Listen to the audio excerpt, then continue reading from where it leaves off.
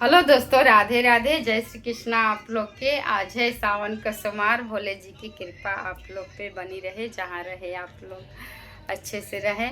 और मैं एक भोले जी का गाना सुनाने जा रही हूँ, आप लोग सुने और एक कमेंट करें कि मैं वो कमेंट से आप लोग से जुड़ सकूँ। तो हरे नहीं हरवा गौरा भांगा हो, तो हरे नहीं हरवा गौरा कारा हो, मारुतिया हमरा गम नहीं के। तो हरे नहीं हरवा गौरा कारा हो, मारुतिया हमरा गम नहीं के।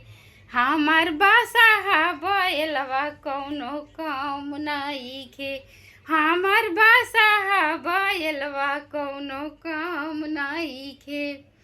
तोहरे नैहरवा गौरा धना हो, दौलतिया हमार गम नहीं खे।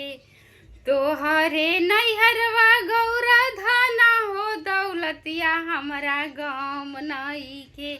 हमार बासा तोहरे नैहरवा गौरा धना हो, दौलतिया हमारा गम नहीं के। हमार भंगिया धतुरवा कौनो कम नहीं के। हमार भंगिया धतुरवा कौनो कम नहीं के। तोहरे नैहरवा गौरा सखिया सहेलिया कौनो गम नहीं के। तोहरे नैहरवा गौरा सखिया सहेलिया हमरा गम नहीं के। तोहरे नैहरवा गौरा भाई हो, भतीजवा हमरा गम नहीं के। हमार भूता बहे तलवा कौनो कम नहीं के। हमार भूता बहे तलवा कौनो कम नहीं के। तोहरे नैहरवा गौरा सोनावा हो, चनिया हमार गम नहीं के। तोहरो नैहरवा गौरा सोनावा हो, चनिया हमार गम नहीं के। हमार रुद्राक्ष कंगनवा कौनो कम नहीं के। हमार रुद्राक्ष कंगनवा कौनो कम नहीं के।